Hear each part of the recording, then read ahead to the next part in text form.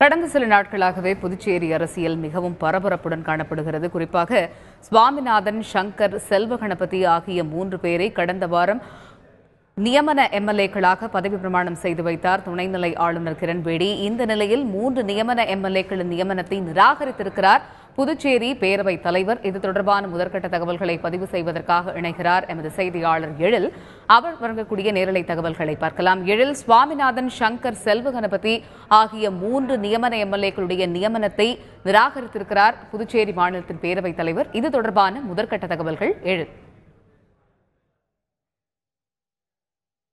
புதுச்சேரி ஆளும் காங்கிரஸ் அரசின் ஒப்புதல் இல்லாமல் மத்திய உள்துறையானது புதுச்சேரிக்கு 3 நியமன சட்டமன்ற உறுப்பினர்களை நியமித்தது. அதாவது காங்கிரஸ் கட்சியின் மாநில தலைவர் சாமிநாதன், பொருளாளர் சங்கர் மற்றும் கல்வியாளர் செல்வ கணபதி ஆகிய 3 பேரை நியமன எம்எல்ஏக்களாக மத்திய உள்துறையானது பரிந்துரை செய்தது.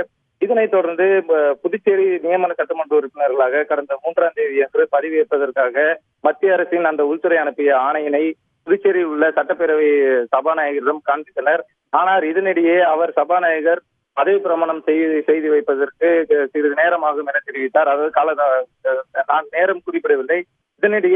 இதனைத் தொடர்ந்து அதாவது மறுநாள் மாலை, அதாவது 4ஆம் தேதி அன்று மாலை துணைநிலை ஆளுநர் மாளிகையில் 8 மணி அளவில் ரகசியமாக அந்த 3 பேருக்கும் பதவி பிரமாணத்தை துணைநிலை ஆளுநர் கிரண்பேடி பதவி பிரமாணம் செய்து வைத்தார். இதனால் புதுச்சேரியில் ஒரு பெரும் பரபரப்பை ஏற்படுத்தியது. குறிப்பாக இந்த 3 நியமன எம்எல்ஏக்களை நியமனம் செய்ததை ரத்து செய்ய வேண்டும் என கோரி புதுச்சேரியில் உள்ள காங்கிரஸ் கட்சி, திமுக, கம்யூனிஸ்ட் உள்ளிட்ட பல்வேறு கட்சிகளை தொடர்ச்சியான போராட்டங்களை நடத்தி வருகின்றன. குறிப்பாக கூற வேண்டும் என்றால் உண்ணாவிரதம், பந்த் உள்ளிட்ட போராட்டங்களை தொடர்ச்சியாக நடத்தி வருகின்றனர். கிரண்பேடியை, புதுச்சேரி மாநில துணைநிலை ஆளுநர் கிரண்பேடியை புதுச்சேரி மத்திய அரசு திரும்ப பெற வேண்டும். அதே போல் மத்திய அரசு மத்திய பாஜக அரசு புதுச்சேரி காங்கிரஸ் அரசை முடக்கும் ஒரு செயலை செய்து வருகின்றது என புதுச்சேரி மாநில முதலமைச்சர் தொடர்ச்சியாக மத்திய அரசு மீதும் குற்றம் சுமத்தி வந்து கொண்டிருக்கிறார். இன்றைய தினமானது துணைநிலை ஆளுநர் மாளிகையில் 3 நியமன எம்எல்ஏக்கள் பதவி ஏற்றுக்கொண்டதை தொடர்ந்து அந்த கோப்புகளை புதுச்சேரி சட்டப்பேரவை தலைவர் சபாநாயகர் திரு வைத்திலிங்கம் அவர்களுக்கு அனுப்பி வைத்தார். இந்நிலையில் துணைநிலை ஆளுநர் மாளிகையில் இருந்து அனுப்பப்பட்ட கோப்புகளை சபாநாயகர் ஏற்க மறுத்து பின்பு மீண்டும் ஆளுநர் மாளிகைக்கு அந்த கோப்பை அனுப்பியுள்ளார். இது புதுச்சேரி அரசியலில் பெரும் பரபரப்பை ஏற்படுத்தியுள்ளது. இதனிடையே கடந்த 3 தினங்களுக்கு முன்பு நியமன சட்டமன்ற உறுப்பினர்களாக பதவியேற்றுக் கொண்ட சாமிநாதன், சங்கர் மற்றும் செல்வ கணபதி ஆகிய 3 பேரும் சட்டப்பேரவை செயலர் வின்சென்ட் ராயரை சட்டப்பேரவையில் வந்து சந்தித்து தங்களுக்கு பேரவையில் இருக்கை அமைத்து தர வேண்டும், அதே போல் பேரவையில் தங்களுக்கென கட்சிக்கென ஒரு சட்டமன்ற அலுவலகம் அமைத்து தர வேண்டும் என்ற கோரிக்கையும் வின்சென்ட் ராயர், அதாவது சட்டப்பேரவை செயலர் வின்சென்ட் ராயரிடம் மனுவாக அளித்தனர். இதனை ஏற்றுக்கொண்ட வின்சென்ட் ராயரும் தங்களுக்கான இருக்கைகள் அமைக்கப்படும் என தெரிவித்தார். இதனிடையே இன்றைய தினம் துணைநிலை ஆளுநர் மாளிகையிலிருந்து இந்த 3 நியமன எம்எல்ஏக்கள் பதவியேற்பு செய்து கொண்டது தொடர்பாக கோப்புகளை அனுப்பியது. மீண்டும் அந்த கோப்புகளை சபாநாயகர் துணைநிலை ஆளுநர் மாளிகைக்கு அனுப்பியுள்ளது. புதுச்சேரி அரசியல் ஒரு பரபரப்பான சூழ்நிலையை ஏற்படுத்தியுள்ளது. குறிப்பாக கூற வேண்டும் என்றால் நேற்று முன்தினம் பந்த் போராட்டமானது நடைபெற்றது. இந்த பந்த் போராட்டத்தின் போது துணைநிலை ஆளுநருக்கு எதிர்ப்பாக ஒட்டுமொத்த புதுச்சேரியில் உள்ள அனைத்து கடைகளும் அணைக்கப்பட்டது. இதனிடையே இன்று மாலை டெல்லிக்கு அவசரமாக துணைநிலை ஆளுநர் கிரண்பேடி சென்றுள்ளார். அவர் பாரத பிரதமர், உள்துறை அமைச்சர் உள்ளிட்ட பல்வேறு தலைவர்களை சந்தித்து புதுச்சேரியில் தற்போது உள்ள நிலவரம் குறித்து பேசுவதாகவும் ஆளுநர் மாளிகை வட்டாரங்கள் தெரிவித்துள்ளது.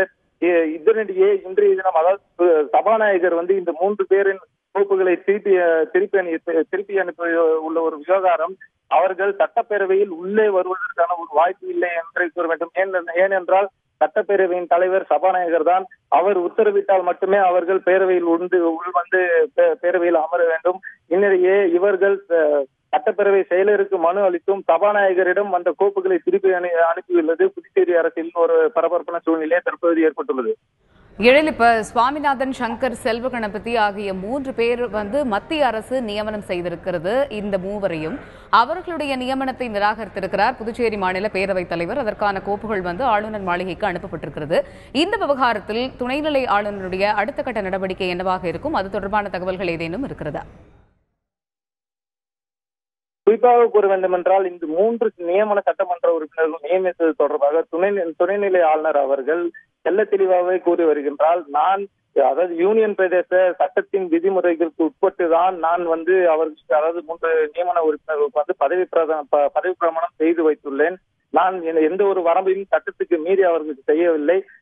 சபாநாயகர் வைத்தியலிங்கம் அவர்களுக்கு காலதாமதம் அவர்களுக்கு பதவி பிரமாணம் செய்து வைக்கிறதற்கு காலதாமதம் செய்ததால் மட்டுமே நான் வந்து அவர்களுக்கு பதவி பிரமாணம் செய்து வைத்ததாகவும் துணைநிலை ஆளுநர் தொடர்ச்சியாக அவர் வந்து இந்த விளக்கம் அளித்து வருகின்றார். ஏனெனில் சபாநாயகர் இருக்கும்போது துணைநிலை ஆளுநர் எப்படி வந்து நியமன சட்டமன்ற உறுப்பினர்களுக்கு பதவி பிரமாணம் செய்து வைக்கலாம் என்ற கேள்வி தொடர்ச்சியாக எழுந்து வந்தது.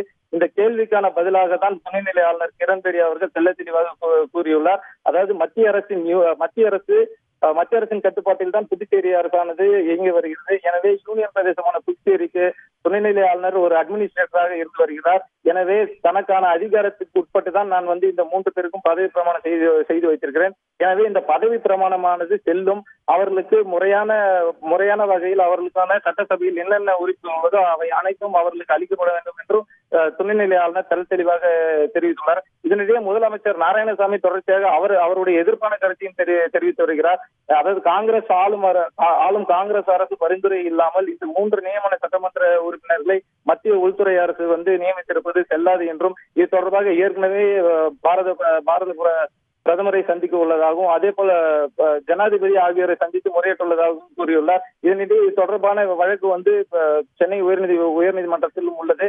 இந்த வழக்கு விசாரணை வந்த பிறகே இதற்கான ஒரு தெளிவான முடிவு தெரிவிக்க முடியும் என்று முதல்வர் தொடர்ச்சியாக தெரிவித்து வருகிறார். எனவே துணைநிலை ஆளுநருக்கும் முதலமைச்சர் நாராயணசாமிக்கு இடையிலான இந்த அதிகார மோதலானது தற்பொழுது உச்சகட்டத்தை எட்டியுள்ளது. இந்த உச்சகட்டத்தை எட்டியுள்ள நிலையில் சபாநாயகர் வைத்திலிங்கம் அவர்கள் நியமன எம்எல்ஏக்கள் பதவி பிரமாணம் செய்து வைத்த தொடர்பான கோப்புகளை அவரிடம் வந்ததை திரும்ப துணைநிலை ஆளுநர் மாளிகைக்கு அனுப்பியுள்ளது. புதுச்சேரி அரசில் ஒரு உச்சகட்ட பரபரப்பை ஏற்படுத்தியுள்ளது என்று கூற வேண்டும். தகவல்களுக்கு நன்றி எழில்.